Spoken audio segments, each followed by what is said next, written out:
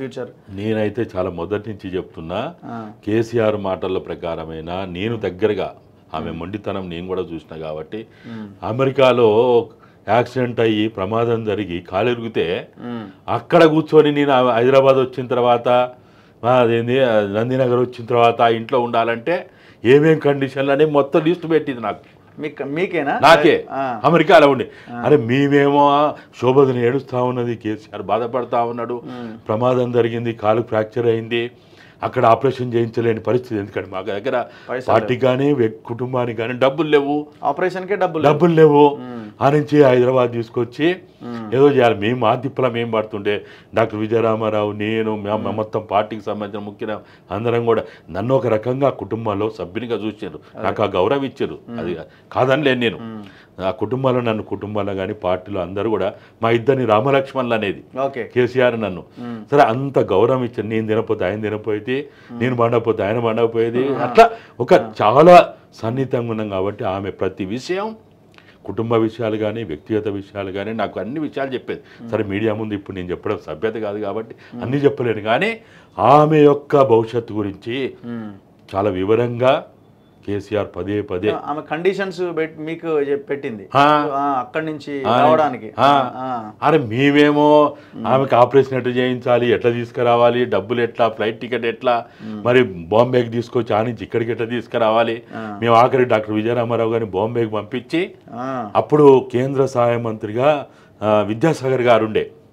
సరే ఆయన నాకు పరిచయం కాబట్టి ఆయనతో ఫోన్ చేసి, ఆయన ఇట్లా జరిగింది, ఇట్లా సంగతి, నీకు కూడా కొంత బంధుత్వం ఉంది కదా, నీకు కూడా అంటూ సొంటూ ఉంది, సరే ప్రమాదం జరిగింది, పార్టీలు వేరు కావచ్చు, రాజకీయాలు వేరు కావచ్చు, మానవతా దృక్పథంతో నువ్వు కూడా సాయం చేయంటే ఆయన కూడా ఆయన వీలైన మేరకు ఆయన కూడా హెల్ప్ చేసిండు ఇక్కడికి రావడానికి.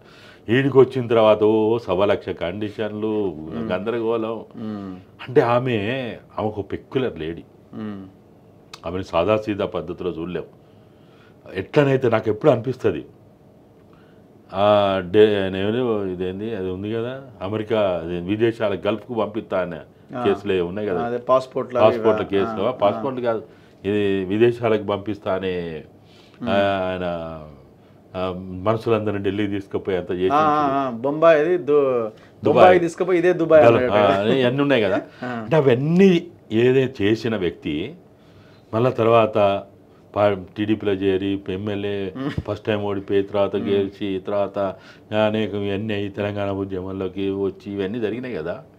అంటే ఈమె కూడా ఈ లిక్కరు కేసులో ఇరుక్కున్న తర్వాత ఈమెకు కూడా ఒక రకమైనటువంటి మా అయ్య ఆదర్శంగా తీసుకొని, వాళ్ళ అయ్య ఆదర్శంగా తీసుకొని, నేను మా అయ్య అన్నీ చేసిండు, నాయకుడు కాలేదా, ముఖ్యమంత్రి కాలేదా, నేనైతే ఏంది ఎవడు కాలేదు, అదే యాటిట్యూడ్తో ఉంటారు. అంటే నా పాయింట్ ఏంటంటే ఇప్పుడు ఆమె బీఆర్ఎస్లో ఉండాలా, బీఆర్ఎస్లో ఆయనది ఒక పవర్ సెంటర్ కేటీఆర్ది, ఇంకోవైపు హరీష్ రావు, ఇప్పుడు ఈమె ఏం చేసి ఇంకా ఆ స్థాయికి రాగలిగే అవకాశం ఇందులో ఉన్నదని మీరు అనుకుంటున్నారు? ఆమె కేసీఆర్ అంటే ఇంకా ఆయన వయస్సు ఇదంతా దృష్టి ఆయన లైన్ ఆయనది ఉన్నది. సో వీళ్ళని దాటుకొని ముందుకు వెళ్ళడానికి అవకాశం ఖచ్చితంగా ఉన్నది. దాంట్లో ఏమో అనుమానం పెట్టుకోవాలి. ఎట్లా సాధ్యం అవుతుంది? అది సంవత్సరానికి 2 ఏళ్ళక 5 ఏళ్ళక 10 ఏళ్ళక నేను చెప్పలేను, కానీ ఆమె ఎత్తు జిత్తులు ఆయన పక్కన భర్తకు కూడా అర్థం కాదు, అట్లా చేస్తుంది, ఎవరికి అర్థం కాదు. కేసీఆర్లో ఉన్న దాదాపుగా అన్ని లక్షణాలు ఆమెలో ఉన్నాయి, ఏం తీసిపోదు. అది ఏదో అంటారు చూడు ఊడిపడ్డదని, అట్లా ఉంటుంది ఆమె. ఎందుకంటే ఆమె మొత్తం జర్నీ, కొన్ని వ్యక్తిగత విషయాలు, చదువు, తర్వాత ఎందుకంటే నేనే దగ్గరగా ఉండి ఆమె వివాహ సందర్భంలో ఈ అబ్బాయిలను చూడడం కానీ, వివాహ వేడుకల్లో కానీ అవన్నీ చూసినా కదా, చాలా దగ్గరగా నేను చూసినప్పుడు ఏదో ఒక పవర్ ఈమెలో ఉంది, ఒక శక్తి ఈమెలో ఉంది, ఓ మొండితనం ఈమెలో ఉంది అనేది మనం చూస్తేనే మనకు మార్చుకోవాల్సిన విషయాలు ఏమైనా ఉన్నాయా? ఆమె చాలా మాట ఏడ బ్లూ షీట్లు పెట్టుడు, చాలా చేసుడు, చాలా చాలా పెద్ద ఎత్తున ఈ లెక్క ఉంది కదా వీళ్ళకి. నేను ఇంతకుముందు ఫస్టే చెప్పినట్టు ఆమె జైల్లోంచి రాగానే హుందాగా మాట్లాడాల్సిన విషయం ఏంది, న్యాయస్థానము నాకు ఒక అవకాశం ఇచ్చింది, ఒక పౌరునికి ఏ అవకాశం అయితే ఇవ్వాలనో బెయిల్ అనే ఒక అవకాశం నాకు ఇచ్చింది. నేను దీన్ని వినియోగించుకొని తెలంగాణ ప్రజలు కోరుకున్న మెచ్చిన నచ్చిన ఉద్యమకారులు అమరవీరుల కుటుంబాలు తెలంగాణలో ఉన్న సమస్యలు వాటి మీద నేను నలుపెరగకుండా నేను పనిచేస్తా. నేను కోర్టు ఇంక సంవత్సరానికో 2 ఏళ్ళకో 3 ఏళ్ళకో నేను కోర్టులో నేను నా లాయర్ ద్వారా నా వాదనలు వినిపించుకొని నిర్దోషిగా బయటికి వస్తా అని చెప్తుంటే ఆమె గౌరవం ఎంతో గొప్పగా ఉండేది. అట్లా కాకుండా ఆడికొచ్చి ఏదో వాహనం ఎక్కి నేను మొండిని జగమొండిని అయినా నేను అదేంది అప్పుతో వడ్డీతో సహా తీర్చుకుంటా ఇవన్నీ మాటలు ఎందుకు? నేను కేసీఆర్ కూతురు అది కొత్త ప్రపంచానికి చెప్పాలి. ఆల్రెడీ అందరికీ తెలిసిన విషయమే. కాబట్టి కవితమ్మ నువ్వు చాలా చిన్నదానివి, నీకు చాలా విషయాలు తెలియదు. ఇంకా ఇటువంటి డైలాగులు బంద్ చేయి. ఈ డైలాగులతో ఎవరిని కరప్షన్ ఈ భూములు వీళ్ళ దీని చుట్టే తిరుగుతుంది. వీళ్ళ జీవిత మొత్తం కూడా వీళ్ళ పొలిటికల్ లైఫ్ అంతా ఈ భూమి చుట్టే తిరిగింది. సో ఇప్పుడు దీని నుంచి కూడా వీళ్ళు బయటపడాలి కదా, చాలా బయటపడాలి. అందుకనే ఇప్పటి వరకు సరే జరిగింది.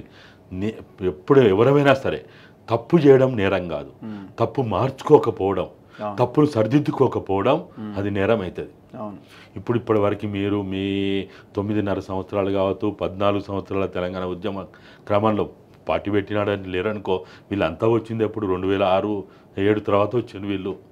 సరే ఆమె అంటే 2003కే వచ్చేసింది అనుకో, ఆడ ప్రమాదం జరగడం వల్ల. కేటీఆర్ అయితే ఎప్పుడు వచ్చిండు? 2005 తర్వాత వచ్చిండు. కాబట్టి ఇప్పటి వరకైనా వీళ్ళు తెలంగాణ ప్రజలు ఏం కోరుకుంటారు, అమరవీరుల కుటుంబాలు ఏం కోరుకుంటున్నాయి, ఉద్యమకారులు ఏం కోరుకుంటున్నారు, అసలు తెలంగాణ ఉద్యమం ఎందుకు ప్రారంభమైంది, తెలంగాణ రాష్ట్రాన్ని ఎందుకు సాధించడము అనే విషయాలు మంచిగా ఓపికగా ఈ డైలాగులు బంద్ చేసి, ఇటువంటి ఆలోచనలు బంద్ చేసి, ఈ భూ కబ్జాలు బంద్ చేసి, అవినీతి అక్రమాలు బంద్ చేసి, ఈ విధవ ముచ్చట్లను బంద్ చేసి తెలంగాణ ఎందుకు తెచ్చుకున్నాము, తెలంగాణ ఎందుకు కోరుకున్నాము, తెలంగాణ రాష్ట్రాన్ని ఎందుకు సాధించడము, అమరవీరులు ఎందుకు తెలంగాణకు సొంత త్యాగాలు చేసిండు, ఉద్యమకారులు ఎందుకు వీడు జైలు పోయిన వాళ్ళు లేడు, లాఠీ దెబ్బ తిన్నోళ్ళు లేడు, ఒకరోజు ఒక్క కేసులో పోయిన వాళ్ళు లేరు, అంత త్యాగాలు చేసిన వాళ్ళు కాదు.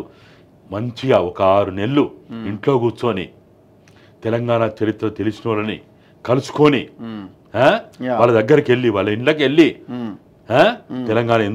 తెలంగాణ చరిత్ర ఏంది, నిజాం ఏంది, పాలన ఏంది, ఈ కాకతీయుల చరిత్ర ఏంది, ఈ చెరువులేంది, ఈ కుంటలేంది, కాలువలు ఏంటిది, ఈ తెలంగాణ ఔన్నత్యం ఏంది, దక్కన్ పీఠభూమి అంటే ఏంది, త్రిలింగ దేశం అంటే ఏంది, హైదరాబాద్ స్టేట్ ఏంది, ఈ చరిత్ర అంతా గనక తెలుసుకుంటే అప్పుడు వీళ్ళలో మార్పు వచ్చినట్లు లెక్క. లేకపోతే ఏముంటుంది ఏముంటుంది. నెక్స్ట్ ఇంకొకటి, ఇప్పుడు హైడ్రా విషయం మనం మాట్లాడదాం.